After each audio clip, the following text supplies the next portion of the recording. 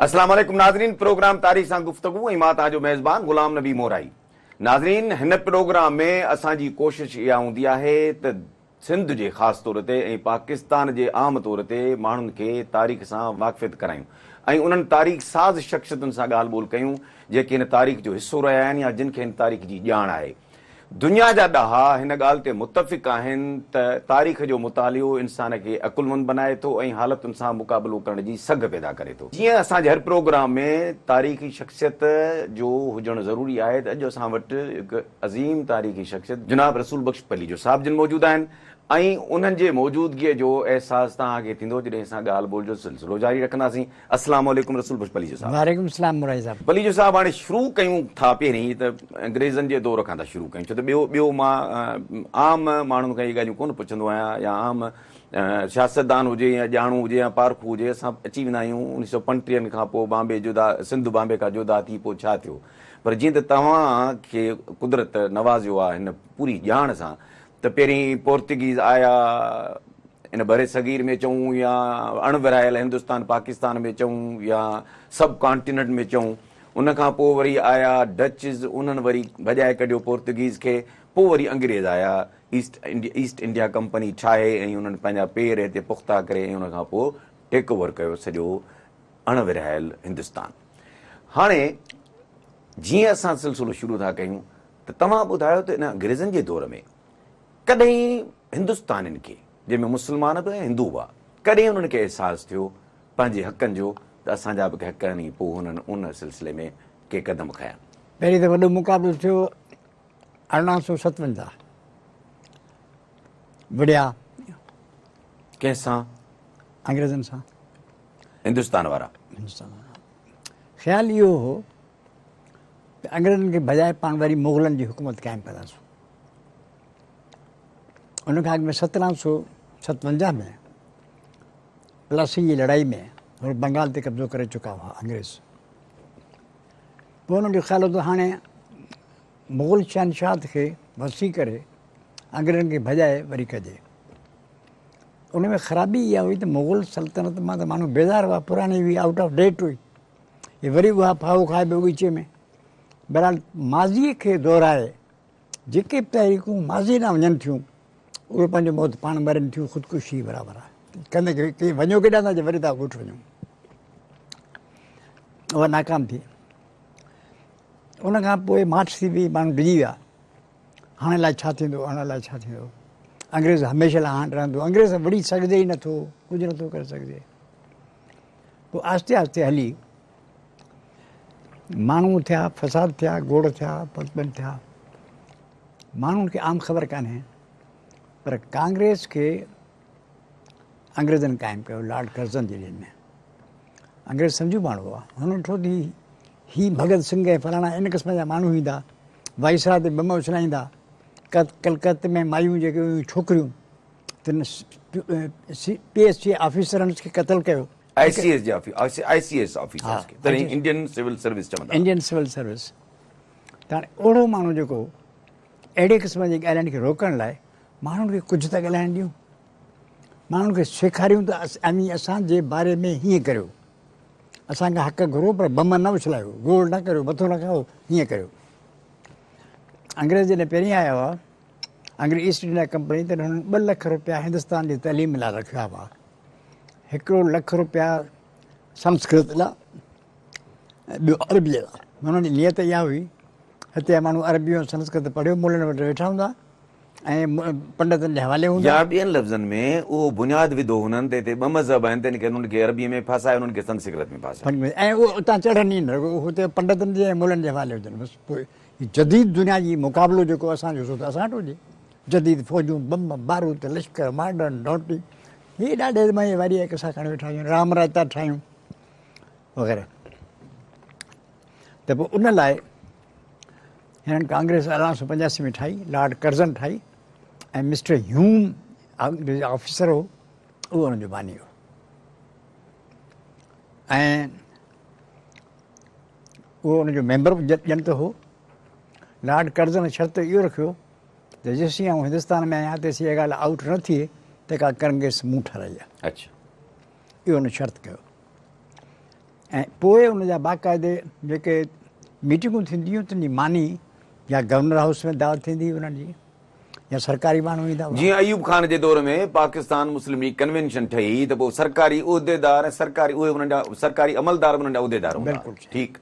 बल्कि असांजे सियासतदाननि तजवीज़ ॾिनी त उन्हनि जो सदर जेको सो पी थिए ऐं सेक्रेटरी जेको सो SP थिए ऐं सदर जेको आहे सो DC थिए, DCO थिए। हाणे DCO अॻे DC चवंदा, डिप्टी कमिश्नर चवंदा। DC थींदो त तीअं हुननि बि ईअं कयो। पोइ आहिस्ते आहिस्ते ईअं थियो। पहिरें दौर में इन में हुआ पारसी, विच तरह हिंदू घटि हुआ, पारसी घणा हुआ, ॿी चवंदो हुआ। पर ॿियो दौर आयो गांधी अचण खां पोइ, उन दौर में कांग्रेसी आया। हू पहिरीं जेका कांग्रेस हुई सा रिफॉर्मिस्ट हुई ऐं सरकार बहादुर जी वफ़ादार हुई। सभु वफ़ादारी जा ठारा पास कंदा हुआ ज़बरदस्त। इहा 1885 में ठही कांग्रेस, जेका अंग्रेज़नि ठाही, जेका तव्हां डॉक्टर लॉर्ड कर्ज़न जो ज़िक्र करे। उन ह्यूम ठाही जंहिंजे लाइ चऊं त 3 cheers फॉर मिस्टर ह्यूम।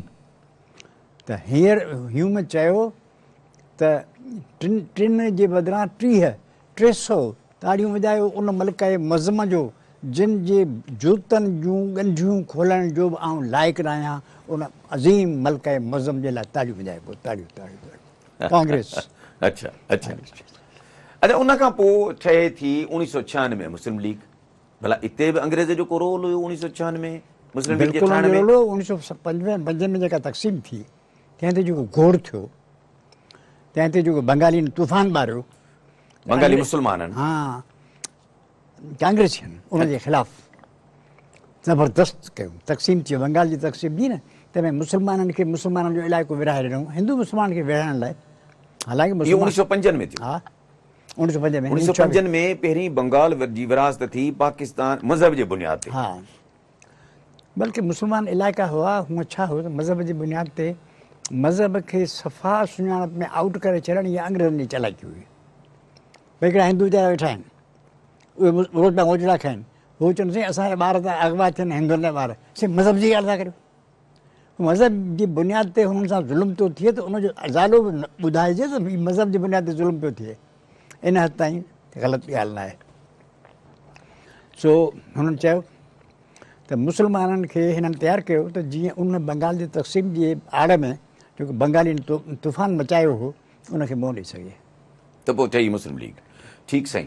हाणे पोइ वरी 1916 में कांग्रेस ऐं मुस्लिम लीग लखनऊ पैक्ट थो ठहे ऐं जंहिंमें ब्रिटिश ऐं हिंदूज़ पहिरियों दफ़ो मुस्लमाननि जी ताक़त खे जेको आहे सो रिकग्नाइज़ कयो या एक्नॉलेज कयो।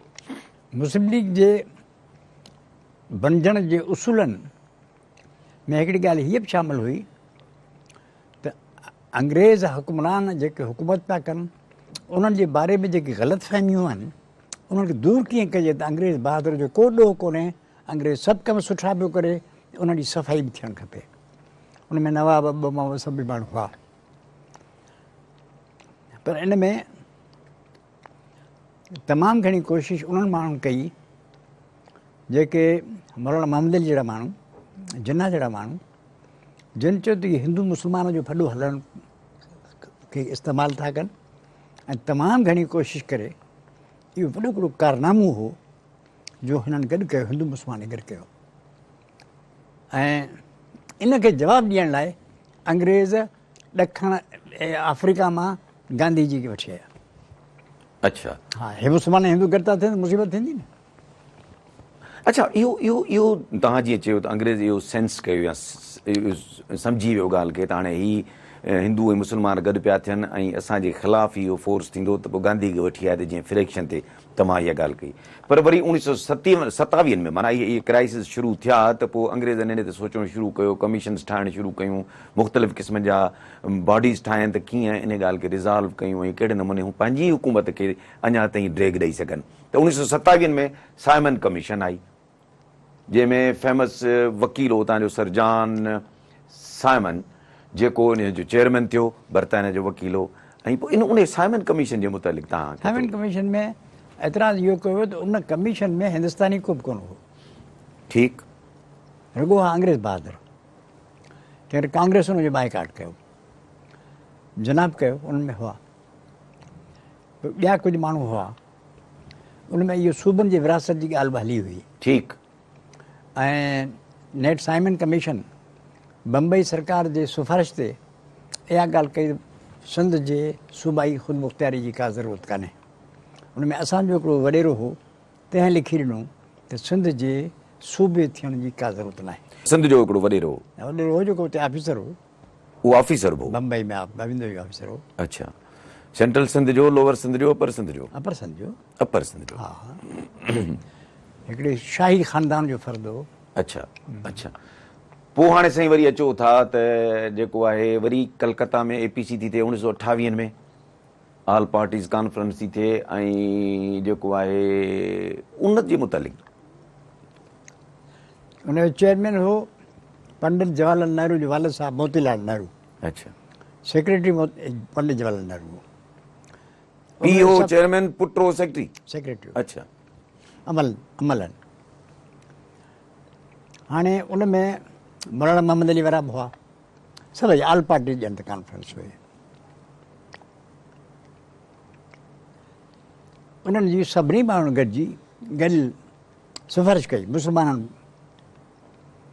कांग्रेस सां गॾु हूंदो हो कांग्रेस, सिख, महासभा, मुस्लमाननि जूं सभई क़ौम परस्त ऐं मज़हबी जमायतूं, इहे कांग्रेस सां गॾु हूंदी हुयूं। मुस्लिम लीग हूंदी अलॻि, जंहिंसां गॾु बि रोज़ाना मेंबर, कॾहिं फज़ल खे हेॾां बि ॾिठो वञे, कॾहिं GM सां हेॾां ॾिठो वञे, कॾहिं हीअं ॾिठो वञे, हू सभु गॾु हूंदा हुआ। माना हेट्रोजेनियस कैरेक्टर हो मुस्लिम लीग जो, तॾहिं शुरू में ई हेट्रोजेनियस कैरेक्टर हो, होमोजेनियस कैरेक्टर न हो। हू सभिनी शयुनि खे गॾु करे वेठा हुआ, सभिनी खे। गांधीअ खे जॾहिं बि कंहिं ॻाल्हि खां इनकार करिणो चवंदो महासभा मञाई नथी। कांग्रेस मकर करे वेठी हुई त असीं मज़हबनि खां बालातर आहियूं, ठाहींदा हुआ राम राज। हिननि जो हो त असीं इस्लाम ते पिया हलूं, पर इस्लाम जी ॻाल्हि करे नवाब वेठा हुआ। तंहिं करे उते गॾु हुआ। कांग्रेस जेके जना वारा आया त जना जी तजवीज़ूं ॾिनियूं त हिकिड़ो त सिंध खे सूबाई ख़ुदि मुख़्तियारी मिले। हुननि मकर इहो कयो त सिंध खे सूबाई ख़ुदि मुख़्तियारी तॾहिं मिले जॾहिं जेके अॼु असीं सिफारिशूं हिंदुस्तान जे ब्रितानिया गवर्नमेंट खे करियूं था, उहे असांजा मुतालबा ब्रितानिया गवर्नमेंट मञे ऐं उहो निज़ाम क़ाइमु करे, असांखे इक़्तिदार ॾे, पोइ सिंध खे भले सूबाई ख़ुदि मुख़्तियारी करियो। माना न नमो माना तेल थिए, न राधा नचे। ठीकु। हाणे 1930 में वरी जना साहब जेको आहे सो छॾे हलियो थो वञे लंडन, ऐं उते वञी थो पंहिंजी वकालत करे। इन खां अॻु में 1921 में नागपुर में जना हक़ीक़ी महात्मा गांधीअ बेइज़त करे, गारियूं ॾेई, घटि करे वॾे लोधे कढी छॾियो कांग्रेस मां। पोइ वरी जना कांग्रेस में हो। हा। त माना 1921 में इनखे लोधे कढी छॾियो नागपुर जे कॉन्फ्रेंस मां। ठीकु ठीकु। गांधी आयो त ऐं नी बेसंत खे कढी छॾियो, होम रूल लीग खे बंदि करे छॾियईं, जना खे कढी छॾियईं, पारसियन खे कढी छॾियईं, रामराज। ठीकु। 30 में जना साहब हलियो थो वञे लंडन। वरी पोइ 1935 में मोहम्मद अली जना साहब खे वठी था अचनि पंहिंजो वापसि, त मुस्लिम लीग जी लीडरशिप जी कर। उन खे कीअं था ॾिसो? उन हालतूं हाणे वरी इलेक्शन थियण वारी हुयूं कुझु वक़्त खां पोइ, 37 में इलेक्शन थियण वारी हुयूं, ॻाल्हि अॻिते वधी पई। ऐं लियाकत अली ख़ान जेको ज़मींदारा लीग जो मेंबर हो, सो अची मुस्लिम लीग शरीक थियो। उहो तॾहिं ज़मींदारा लीग बि हुई? हा। अच्छा। ज़मींदार लीग चौधरी ख़लीक़ुज़मान वारा ॿिनि में आया हुआ, त उन्हनि चयो तव्हां अचो। असांजा सिंध वारा यार कॾहिं आया मुस्लिम लीग में? असां सिंध वारा, सिंध मां जेका लीडरशिप हुई मूंखे पूरी तरह यादि कोन्हे। ठीकु ठीकु। तव्हां पहिरियों फ़िलहालु ज़िक्र कयूं। पर 38 में हुआ, 35 में हुआ। अच्छा। हा। ठीकु। हाणे 35 में वठी आयसि त 37 में इलेक्शन्स आहिनि। मोहम्मद अली जना उन्हनि खे लीडर खपंदो, छो त उन्हनि खे कोई अहिड़ो फोर्सफुल लीडर हो कोन, तंहिं करे वरी वापसि वठी आया मोहम्मद अली जना खे 35 में। 38 वारी जेका सिंध सालियानी कॉन्फ्रेंस थी, 38 वारी। पर असां अॻ में 37 जी इलेक्शन जो थोरो ज़िक्र कयूं। इलेक्शन जो 37 जी जेका इलेक्शन थी, पर अञा हिन खां अॻु में इहो पोइ था अचूं 38 ते। 36 में 1936 में जेको आहे 35 वारो 1935 वारे एक्ट जे तहत सिंध बॉम्बे खां जुदा थी, विथ इफेक्ट फ्रॉम 1 अप्रैल 1936। 1 अप्रैल 1936 खां इफेक्ट थी, ऐं अनाउंसमेंट 35 में थी। त हाणे उन खां पोइ थियूं वरी 37 जूं इलेक्शन्स। इहो जॾहिं बॉम्बे खां जुदा थी त इन में कहिड़ा मुहरकात हुया जो बॉम्बे खां सिंध अलॻि थी, ऐं तंहिं ज़माने में 11 सूबा हिननि ठाहिया, जंहिंमें ओडिशा बि हिकिड़ो नओं सूबो ठहियो 35 जे एक्ट तहत। सो तव्हां ॿुधायो त कहिड़ा अवामिल हुया जिन मजबूर कयो अंग्रेज़नि खे त 1935 में इहो फ़ैसिलो कनि त सिंध खे पंहिंजी सूबे जी हैसियत ॾियनि? अंग्रेज़नि खे या यूरोपियंस जो यूरोप खां ॿाहिरि रूह ज़मीन ते फ़क़ति हिकिड़ो दुश्मन हो तारीख़ी, उहो मुस्लमान। उन्हनि हिन सां ज़्यादतियूं कयूं। मुस्लमाननि हुननि जे मुक़दस जीअं मको मदीनो थिए थी बैतुल मुक़दस ते कब्ज़ो कयो, ओभर यूरोप ते कब्ज़ो करे वेठा तुर्क, हिननि जे घरनि में घिड़ियो मुस्लमान वेठा, हिननि खे मुस्लमान ते सूर हुआ। जिते बि वेंदा हुआ मुस्लमाननि खे टारगेट कंदा हुआ ऐं उन्हनि खे मुलनि जे हवाले कंदा हुआ। हे रुॻो हिते वेठा पढ़नि, काल कालू वेठा कनि, साइंस न पढ़नि, टेक्नोलॉजी न पढ़नि, अॻिते न अचनि, अंग्रेजी न कनि, इन लाइ हू वरी मुलनि खे इस्तेमालु कंदा हुआ। वाह बि फलाणा जेके हुयो सभु करे, जीअं लॉरेंस ऑफ अरेबिया खे इस्तेमालु कयूं ऐं हिन सऊदी अरब जी हुकूमत ऐं हुनखे शर्क़ उर्दुन जे हाशमी ख़ानदान खे इस्तेमालु कयूं, तीअं सदाई मुस्लमान खे इस्तेमालु करे पोइ ते रखंदा हुआ, पोइ ते माज़ी। उन करे हिननि खे इन ॻाल्हि जी अचणु शर्त 1843 में हिननि पंजाब खे 45 में हथु कयो, उनखे कयूं वधाए दिल्लीअ जो मालिक, दिल्लीअ खे वरी पंजाब सां लॻाए छॾियूं, उनखे फुल सूबो ॿ ख़ुदि मुख़्तियार हुकूमतूं हथ में आई आहिनि, हीअ 43 में, उहो 45 वारे खे दिल्लीअ जे मथां कयूं। दिल्लीअ वारा सभु ग़ालिब ग़ालिब हितां ईंदा हुआ, यानी मौलाना आज़ाद हिते ईंदो हुओ, जेके वॾा वॾा क़ाबिल हुआ सभु यूपी वारा हिननि जे मथे थी विया। सिंध खे वरी वॾे हिकिड़े यूपी ज़बरदस्त हिंदू हुओ सूबो, उनजो नंढिड़ो पुछ करे छॾियूं। कुझु ॾींहंनि खां पोइ उनखे उन सूबे जा हक़ ॾियणु बंदि करे छॾियूं, उनखे हिकिड़े कमिशनर वांगुरु चीफ कमिशनर सूबो करे, माना तमामु हिकिड़ो बैकवर्ड सो करे छॾियूं। सिंध जी आबादी हुई 600, तंहिंखां वठंदा 400। 5 सालनि खां पोइ आई जी ईंदो शिकार करणु, उनजी सॼी पघार जो 400 सिंध खां वठंदा हुआ। टोटल ब्यूरोक्रेसी जेका बम्बई जी हुई, तंहिंमें जेको पैसो ख़र्चु कंदा 400 सिंध खां। जेके बि ॿियनि इलाइक़नि में स्कूल घर ठाहींदा हुआ, तंहिंजे बजट जो पैसो उतां वठंदा हुआ।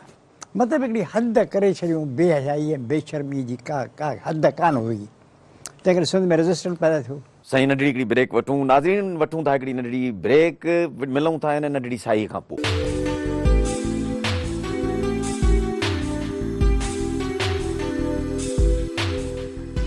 वेलकम बैक नाज़रीन, प्रोग्राम जो तसलसल जिते छॾियोसीं उतां ई शुरू। कहिड़ा लीडरशिप हुई जंहिं सिंध बॉम्बे खां जुदा करण में अहम किरदारु अदा कयो? नाला खणणु पसंदि कंदो? रईस ग़ुलाम मोहम्मद बुरगड़ी। ठीकु। ऐं चवनि था हिते मुख़्तसिर चवनि था त ग़ुलाम बुरगड़ी जो कैलिबर इहो जो मुस्लिम लीग जो शायदि एतिरो अहम उहिदेदार हो जो क़ाइद मोहम्मद जिन्ना खां ॿिए नंबर ते तस्लीम कयो वेंदो, छा सही ॻाल्हि आहे? बैरिस्टर हो, ॿिया माण्हू हुनखे तस्लीम कनि न कनि, जिन्ना हुनखे क़बूल कंदो। अच्छा, जिन्ना न रुॻो हुनखे तस्लीम कंदो, पर जिन्ना हुनजी इज़त कंदो हो। जीअं माण्हू कंहिं वॾे जी इज़त करे, उमिरि में कोन हो पर इज़त कंदो हो। जॾहिं मुस्लिम लीग इजलास जी सदारत करण लाइ हीअ आयो हुते, तॾहिं सिंध जो हिकिड़ो ई माण्हू आहे जो जिन्ना जहिड़ी मग़रूर ऐं ताक़तवर ऐं सॼी कंहिंखे बि न कंदड़ खे मुतासिर कयो। ऐं मूं लिखियो पंहिंजे मज़मून में त जेकॾहिं ग़ुलाम मोहम्मद बुरगड़ी ज़िंदा हुजे हा त पाकिस्तान जो वज़ीर अज़म जिन्ना उन जे करे आहे। अच्छा, तंहिं करे सभिनी कमनि में जेकॾहिं को नंबर 2 माण्हू क़ाबिल एतिराम हो, उहो रईस ग़ुलाम मोहम्मद बुरगड़ी हो। मोपलनि जो फ़साद थियो, तिन खे पाण में ठाहिण जे लाइ हिनखे मोकिलियो, पंजाब में जिन्ना साहिबु हिनखे मोकिलियो। जॾहिं सदारत थी सदर थियणु थियो, जिन्ना साहिबु फ़ोनियूं कयूं माण्हुनि खे, बाबा बंदोबस्तु किथे आहे, हिन जो इस्तक़बाल कीअं कंदो, केरु बीठो हूंदो। जॾहिं उन खां इजलास थियो ऐं उहो कंहिं सबब जे करे मुकमिल न थियो, वरी ॿिए साल थियो, त जिन्ना साहिबु चयो त आऊं इन कुर्सी ते कोन वेहंदुसि जंहिं ते ग़ुलाम मोहम्मद वेठो हो, उहा कुर्सी सदारत कंदी। इहो एज़ाज़ कंहिंखे बि न मिलियो आहे इंडिया में, तारीख़ में ख़ासि तौर ते कंहिं सिंधी खे न मिलियो आहे, कंहिंखे बि न मिलियो आहे। कुर्सी ख़ाली मुस्लिम लीग में कंहिंजे लाइ बि कान थी, हिन लाइ थी आहे। ऐं ॿियो त जेका ऑल इंडिया मुस्लिम लीग जेका हुई वाइसराय जी काउंसिल हुई तंहिंमें जेके मोतीलाल नेहरू तकरीरूं कयूं आहिनि ॿियूं आहिनि ॻाल्हि ॿी आहे तंहिं करे ग़ैर मामूली माण्हू हिन सां गॾु हरचंद राय विशनदास नालो मूंखे पूरी यादि न आहे मुंहिंजो हाफ़्ज़ो हाणे नाला सुठा यादि नथो करे ठीकु पर उहो भॼी वियो पोइ इहो 2-3 ॾींहं खां पोइ भॼी हलिया ऐं असांजे हिंदू भाउरनि जो रिकॉर्ड इंतिहाई शर्मनाक आहे हुन में अच्छा सिंधी हिंदुओ जो एॾी मुक़ाबिलो सिंधी हिंदुओ जो सिंधी सभु इन तबाह करे छॾियोसि चऊं भला पंजाब सां गॾु पंजाब सां गॾु सिंध खे सुधा जूबो न करियो अच्छा भला जे पैसा भरे ॾियनि त पैसा कोन्हनि सिंध वटि भाउ तोखे त पैसा ॾियणा कोन्हनि न जे भला को ख़ैरात ॾिए पैसा सिंध खे ख़र्च जा त पोइ बि न थियणु खपे हिकिड़ो दलील ॾिनऊं त दलील थींदो सुधरियल माण्हू जेकॾहिं सिंध सूबो थियो त सुधरियल माण्हुनि ते अणसुधरियल माण्हू हुकूमत कंदा उन्हनि वॾी ख़ुशख़बरी ॿुधाई त सिंध जा माण्हू से बलोचिस्तान ऐं सरहद खां तइलीम में पोइ पियल आहिनि बम्बई इहो हाल कनि फाइनल जो इम्तिहान बि बम्बई में हली ॾियो जेका सिंध सां बम्बई वारे 1 यूनिट में करबला थी उहा दुश्मन खे बि न ॾेखारे जेको बेहयाई जो रिकॉर्ड थियो उन अॻु में मुस्लमाननि जे तरफ़ां हिंदुनि जे ख़िलाफ़ु जेका बेहयाई उहा पंहिंजी मिसाल पाण हुई चवंदो हिंदुनि खे मारे छॾियो बादशाहनि खे चयूं असांजे आलमनि सगोरनि त हिननि खे क़तल आलमगीर जे ज़माने में शायदि न अॻु में मतिलबु अलाउद्दीन मुग़लनि खां खिलजियुनि जे ज़माने में शुरू खां अच्छा अॻिलो शरीयत में आहे कोन शरीयत में फ़क़ति अल यहूद वल नसारा से अहले किताब आहिनि उहे भले जीअरा हुजनि भले 4 ॾोकड़ ॾियनि ॾंड जा ऐं पोइ रहनि हिंदू लाइ किथे लिखियलु आहे त हिंदू जीअरो हुजे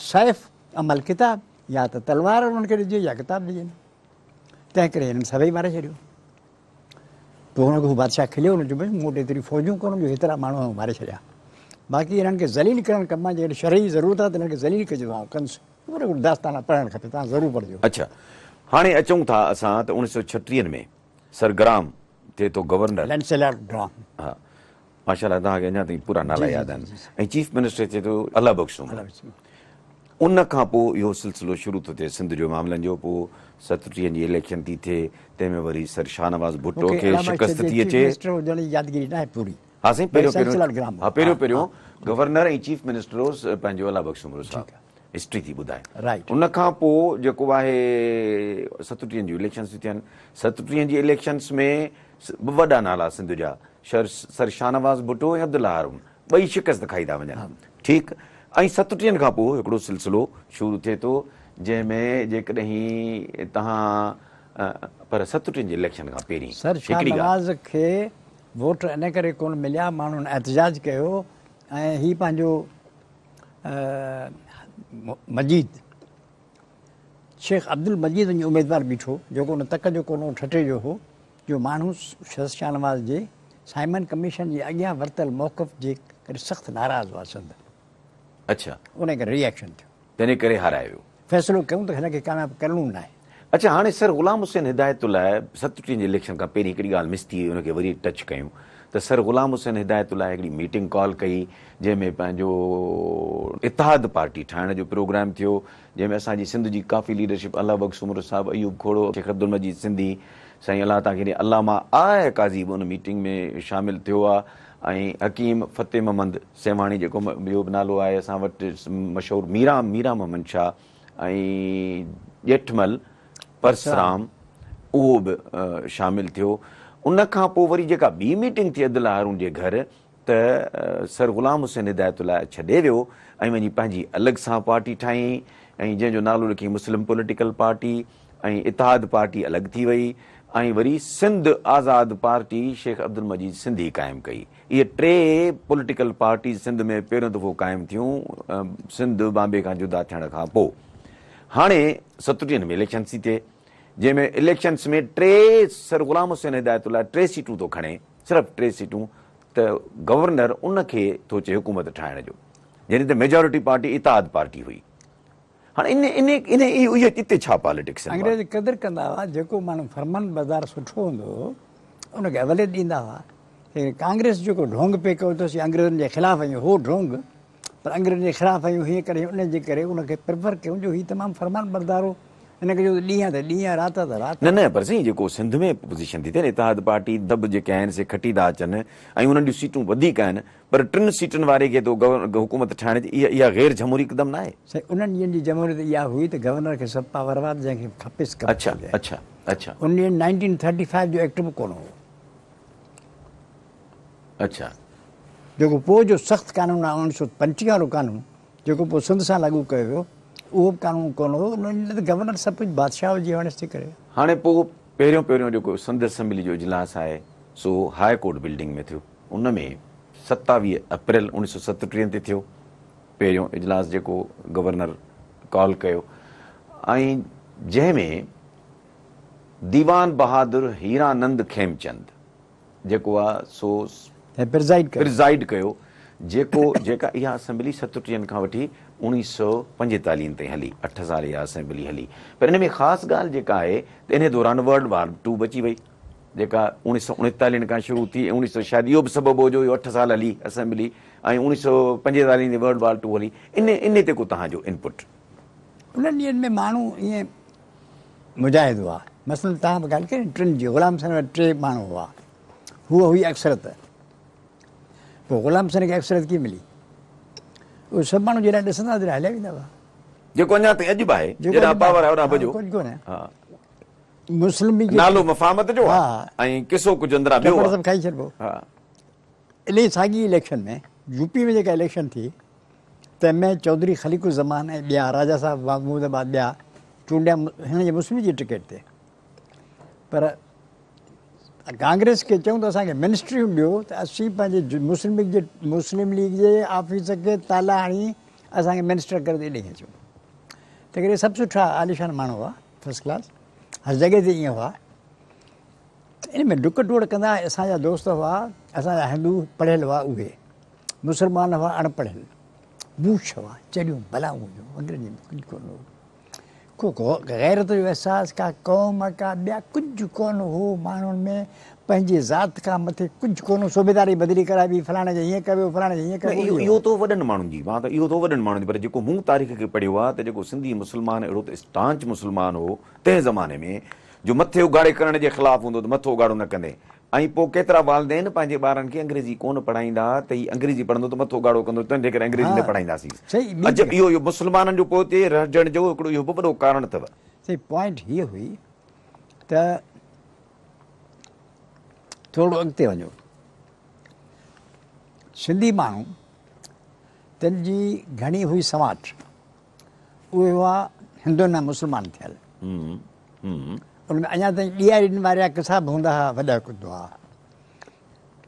उन्हनि में जाम तमाची जहिड़ा माण्हू बि हुआ ससुई बि हुई सुहिणी जी दास्तान बि हुई मुड़ुसु हुनजो हिकिड़ो इश्क बि करे म्यार सां इहो अर्ज़ु ॿुधो इन ते जो तव्हां ज़िक्र कयो आहे त ससी पंहिंजो सुहिणी म्यार सिंध जो किसो आहे या पंजाब जो किसो आहे हू था चवनि उते जो आहे असां चऊं हिते जो आहे ठीकु ठीकु लतीफ़ सरकार बि ॻायो आहे लतीफ़ सरकार ॻायो आहे हिते इहा ॻाल्हि हुई जे हर लोक झप करे ज़रो जागन ओहे ओहर अचो अदियूं मूंखे पओ पिरां जो पोइ जे कचो चून मूं कोहे त मुंहिंजो मतिलबु आहे त हिकिड़ी लिबरल सोसाइटी हुई।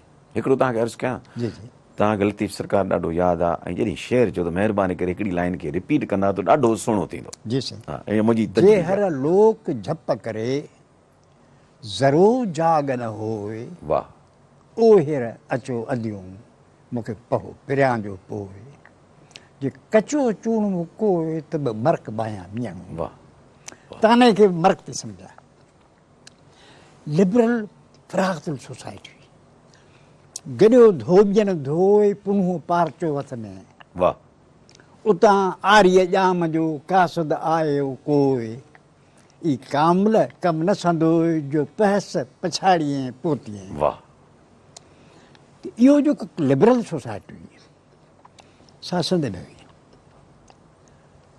1521 में चाकर ख़ान ऐं हुनजी लड़ाई थी माई जतणीअ सां गोहर जतणीअ तां चाकर ख़ान ऐं हुनजे लाशार जो गौराम ख़ान लाशा जी चाकर ख़ान डोड़ी वञी अरगूरनि खे वठी आयो उन्हनि अरगूरनि खेसि मोकिले छॾियो सिंध जो शहर जेको उते हो नसीराबाद हो तंहिं ते बि कब्ज़ो कयूं। पोइ अची इहे बलाऊं जेके हुयूं, मिरू हुआ, बांदर हुआ, सिंध ते कब्ज़ो करे विया। सिंध जो जेको लिबरल सोसाइटी हुई, समन ऐं सूमरन ऐं हुननि जो मारवी वारो वतर, उहो जेके तसवर हुआ माण्हुनि जा, औरत जी अहमियत हुई, माण्हुनि जी अहमियत हुई, मथे उघाड़े करणी ॻाल्हि कान्हे, उहा ॻाल्हि ई ॿी हुई। जे लूणु लिङे लाइएं चीरे चीरे चम मूं कमु अहिड़ो कोन कयो, अहिड़ो को जो कमु मूं कुर अॻे न कयो, अहिड़ो को जो कमु जा दावा दम तां प्रत पमारसे। पोइ जेको इहो कल्चर आयो मीरनि जे ॾियनि में, कल्होड़नि जे ॾियनि में, उतां इहो सभु शुरू थियो, जंहिंमें माण्हुनि में बैकवर्डनेस, कबाइलियत, माण्हू माण्हू खां परे, डपु, ख़ौफ़, अॻे जेका आज़ादी, ख़ुशी, हेठि जर मथे मञर, पासे में वणरा, अचे वञे विच में तमाचीअ जी साह, लॻे उतर वाह त कंजर हेलो रोटी। उहे ख़ुशियूं, उहे आदमियूं, उहे बराबरियूं, उहे मुसावातूं, माण्हू माण्हुनि सां गॾिया हलनि, उहे कोन हुआ। तंहिं करे इहा सभु तंगी इन में थी त कल्होड़ा ऐं मीर मुल्क थी आया, उहो हिकिड़ो तमामु बैकवर्ड कल्चर खणी हिते आया, जंहिंमां पोइ सिंध चढ़ी कान। अञा ताईं आसार मौजूद आहिनि, अञा ताईं क़त्लेआम थियो, उनखे अंग्रेज़ इस्तेमालु कयो, उन्हनि खे अंग्रेज़नि दिलजान सां इस्तेमालु कयो। यानी ॿियनि सभिनी हंधि इनकलाबनि जेके हिंदुस्तान में जेके बैकवर्डनेस हुयूं उन्हनि कबीलनि खे बदिली छॾियूं। हिते बंगाल में, बलूचिस्तान में हिकिड़ी अखर जो बि वाधारो अचणु कोन ॾिनो, पढ़ायूं कोन। सिंध में हालत ख़राब, सिंध में हालत ख़राब। सिंध बि ॾिसो तव्हां जेकॾहिं अपर सिंध ॾिसंदो, बलोचिस्तान खां मुख़्तलिफ़ कान्हे, साॻियो नमूनो आहे, सरदारी निज़ाम आहे, ट्राइबल सिस्टम आहे, कारोकारी आहे, इहो आम ॻाल्हि आहे। ज़मीनुनि ते कब्ज़ा आहिनि, जहिड़ा आहिनि, माण्हुनि जे जेतिरा जंहिं वटि माण्हू वधीक वेड़ा आहिनि, वॉर लॉर्ड्स, इहो विराई पई आहे। इहा बदकिस्मती आहे। बलोचिस्तान में मिडिल क्लास ठही हुई न कोन, 5000 दर्जूं अंग्रेजियूं वेठा पढ़ंदा, पर कल्चर जेको हुओसि उहो हुई रिएक्शनरी, इस्लाम दुश्मन कबाइलियत। हुज़ूर जन चयो न आख़िरी हुज़ूर जन चयो त आऊं कबाइलियत जे कानून जे ख़िलाफ़ु आहियां ऐं उन जे कानून खे पेरनि हेठि लताड़ियां थो। फलाणो मुंहिंजो 100 क़तलु थियो आहे, ऐं उनजो बदिलो कोन वठंदुसि। आख़िरी पंहिंजे वफ़ात खां अॻु में इहो अरफात जे मैदान में तक़रीर में आहे या अलॻि आहे? वफ़ात खां अॻु में जी ॻाल्हि आहे? वफ़ात खां अॻु में ई ॻाल्हि आहे। अच्छा, आख़िरी जुमतल विदा ते हो, आख़िरी हो। अच्छा अच्छा, इहो महिरबानी करे वरी रिपीट कंदो, छो त नाज़रीन खे हुज़ूर करीम सल्लल्लाहु अलैहि वसल्लम जन जो आख़िरी इहो पैगाम हो त आऊं मुंहिंजो सौट या अज़ीज़ सो क़तल कयो वियो आहे, असांखे उनजो बदिलो वठणो आहे, पर हुनखे उन बदिले जी ॻाल्हि खे पंहिंजे पेरनि हेठि लताड़ियां थो ऐं उहो बदिलो न वठां। कबाइलियत जी ॻाल्हि, कबाइलियत खे लताड़ियो था पेरनि हेठि। अच्छा, उहो सिस्टम जेको हो, शरीयत ऐं कबाइलियत हिकु ॿिए जा दुश्मन आहिनि। शरीयत में आहे त कंहिंजी ज़ोरीअ, क़ुर शरीफ़ सां हींअर खणी अचो, मर्दनि खे चयला ज़ोरीअ माइयुनि जा वारस न थियो, माना हू उन्हनि जी ख़्वाहिश हिकिड़ी त खां वारस थी उन्हनि खे बि छा करियो, हींअर क़ुर शरीफ़ खणी अचो। तंहिं करे इस्लाम में तलबतुल इल्म फरीज़तुन अला कुल्लि मुस्लिमन व मुस्लिमतुन, इल्म जी तलब सभिनी मुस्लमाननि ऐं मुस्लमानियाणियुनि लाइ फ़र्ज़ु आहे। कबाइलियत में त छोकिरी पढ़ंदी कान्हे न, ऐं वारस कंहिंजो ज़बरदस्ती थियणो न आहे, मर्ज़ीअ सां निकाह थींदो। इस्लाम जी त ॻाल्हि इहा आहे न। कबाइलियत त इस्लाम जी दुश्मन आहे न। इहो वॾो तज़ाद न आहे असांजे मुआशिरे ऐं मज़हब जे विच में, जेको इहो वॾो तज़ाद आहे। तज़ाद न आहे, माण्हुनि खे जेका ॻाल्हि मज़हब मां इस्तेमालु थी कम जी असां पंहिंजी खयूं, ॿियो वरी पंहिंजी कारवाई कयूं। मज़हब खे कयूं, हुन अरबी में चवंदा आहिनि ख़ुज़ मां सफ़ा दा मां क़दर, जेका शइ चङी हुई असां खणी वठो। माण्हुनि बि हुक्मरान तबिकनि इस्लाम या जमहूरियत मां जीअं हे कोन मफ़ाहमत खणी वेठा आहिनि, मफ़ाहमत जमहूरियत मुशर्रफ जो पहले पाकिस्तान इहे नारा आहियूं।